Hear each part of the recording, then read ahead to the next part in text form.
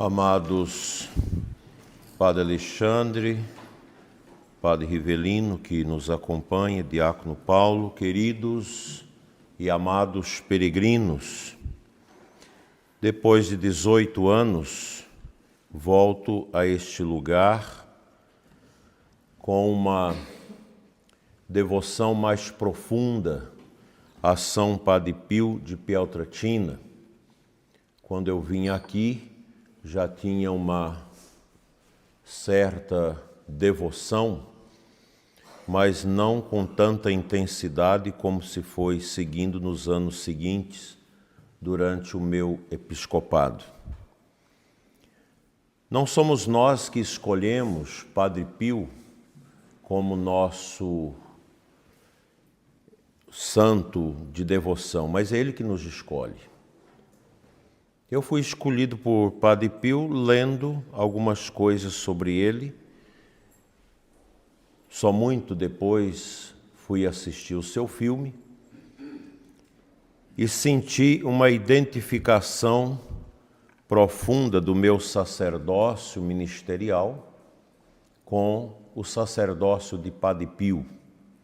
O seu amor à Eucaristia, o seu amor à Nossa Senhora e o seu amor ao Santo Padre, o Papa.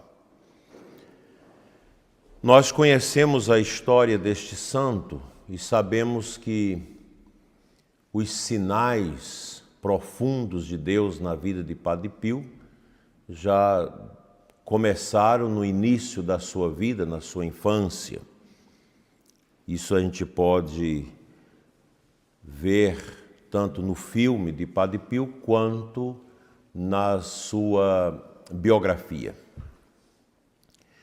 E São Padre Pio tinha uma profunda intimidade com o mistério da paixão de Cristo.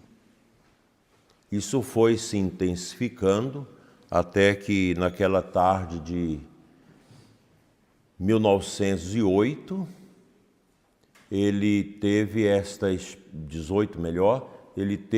experiência das estigmas que o acompanharam por 50 anos, numa íntima unidade com a paixão de Cristo.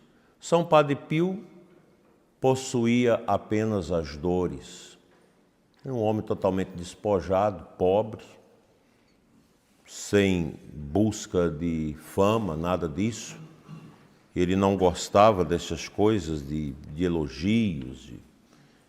Era um padre um temperamento muito duro, mas ao mesmo tempo um coração extremamente acolhedor, né? Então, as estigmas podem ser vistas como uma experiência de união íntima com Cristo e sua paixão.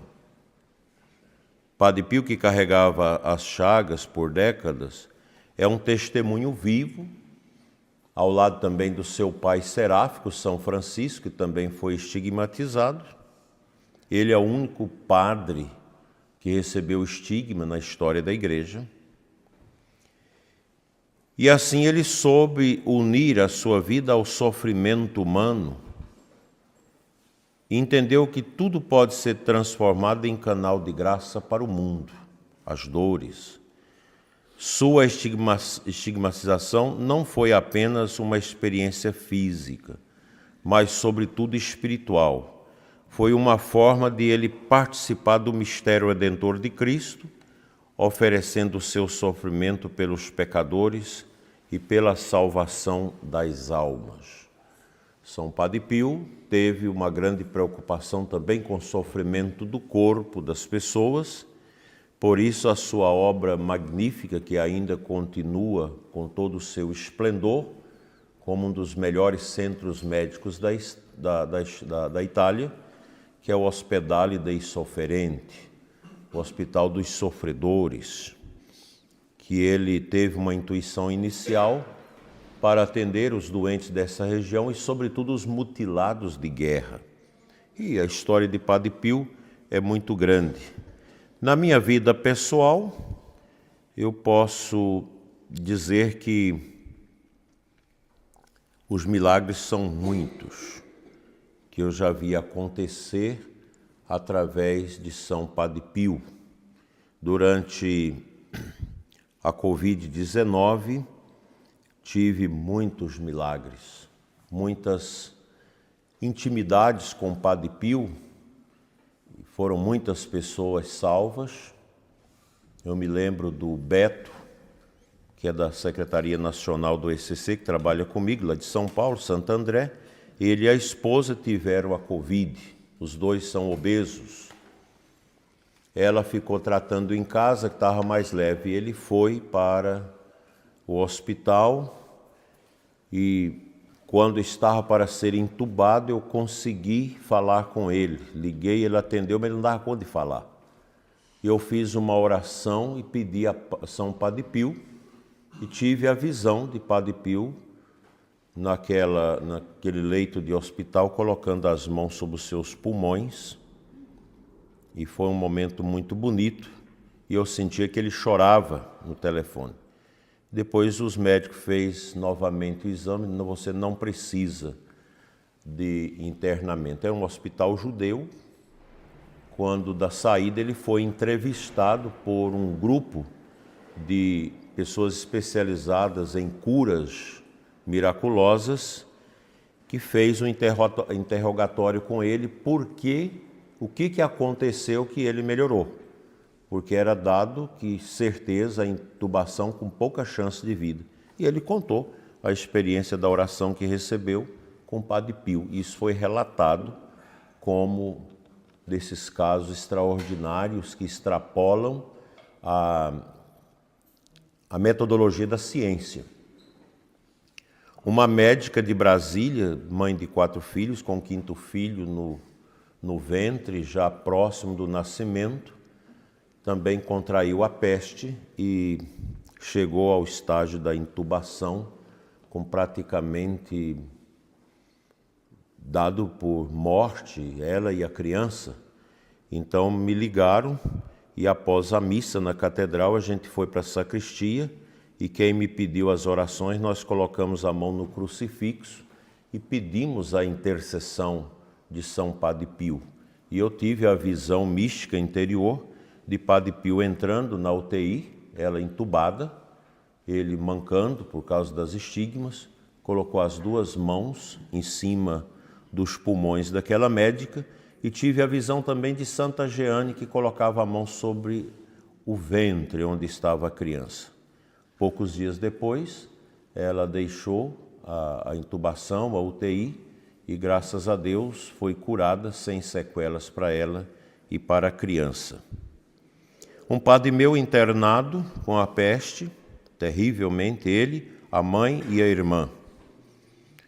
E rezando para os 3, São Padre Pio me comunicou no coração para preparar o velório do padre. E a mãe e a irmã seriam curadas, como de fato aconteceu.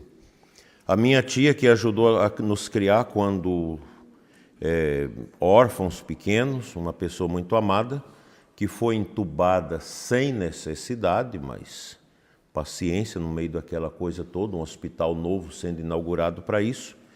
E quando eu a visitei, que fui orar para ela, Padre Pio disse no meu coração: prepare o sepultamento. Então, é um santo que tem estas propriedades muito grandes. Eu tenho muitos milagres de Padre Pio, mas são muitos.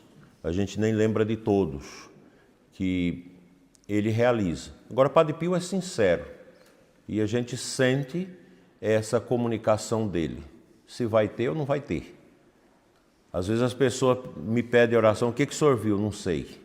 Porque as pessoas às vezes querem saber. Quando a gente sente que vai ser curado, eu falo. Agora, quando a gente sente que realmente é uma situação difícil, a gente fica em silêncio, pede para colocar nas mãos de Deus. Mas Padre Pio era assim, as mães vinham aqui, no tempo da Segunda Guerra Mundial, e diziam: Padre Pio, já há tantos meses que eu não recebo notícia do meu filho que está na guerra. Ele falava: pá, besteira, vai, logo chega a carta. Logo chegava a carta dizendo, o filho dando notícia que estava bem. Outros ele dizia: passa na capela, reza para a alma dele, já está no paradiso. Ai, era assim, né? Então Padre Pio tinha essas especificidades. É um homem que tem a vida marcada pela sobrenaturalidade. O sobrenatural acompanhou a vida de Padre Pio. E nós podemos aprender dele uma frase muito simples. Diante das dificuldades, São Padre Pio sempre dizia: reze e espere. Para mim, a frase marcante da vida de Padre Pio: reze e espere. Reze e confie. Nós católicos precisamos aprender isso. Reze e espere. Se vem a bênção que a gente quer, ótimo. Se não vem, a gente louva a Deus da mesma forma. Que às vezes as pessoas querem tudo de material neste mundo. E nem sempre é assim. Reze e espere. E é bom saber que a amizade com o Padre Pio, ela é uma amizade muito fortuita do ponto de vista espiritual. Mas geralmente os filhos de Padre Pio também participam do mistério da paixão de Cristo, como ele também participou. Quando você se torna realmente filho espiritual de Padre Pio, algumas dores vão te acompanhar. A gente não vai ter, às vezes, as estigmas externas, pouca gente tem, ou teve na história da igreja, mas nada impede que a gente as tenha de forma mais interna, nas dores que nos levam a configurar a paixão de Nosso Senhor Jesus Cristo. Aliás, a vida de um católico deve ser sempre um aprendizado com a cruz. Nós não somos protestantes, nós somos católicos e nós temos a cruz como esse grande sinal eloquente da nossa fé. Os nossos cartuchos, grandes monges cartuchos, nos seus poucos mosteiros existentes, tem a cruz em cima do globo terrestre e a inscrição State Crux dum volvitur orbi. A cruz de Cristo estática assiste o mundo que gira ao seu redor. Para nós católicos, a cruz é o sinal mais tenaz para a nossa existência. Não é à toa que na Sexta-feira Santa nós temos aquela celebração de adoração da cruz, que na verdade é a adoração do mistério que a cruz representa para nós. Portanto, saiamos daqui com a paz franciscana que São Padre Pio nos oferece, mas com a certeza de que na vida a gente ama e sofre. A gente louva e carrega a cruz, as nossas dores, na família, na nossa vida, no nosso corpo, as dores da vida. O cristão, o católico, tem algo que é único nosso: a cruz. Nela nós encontramos sentido para tudo, para as dores, para a morte e para as aparentes derrotas deste mundo. São Padre Pio, rogai por nós.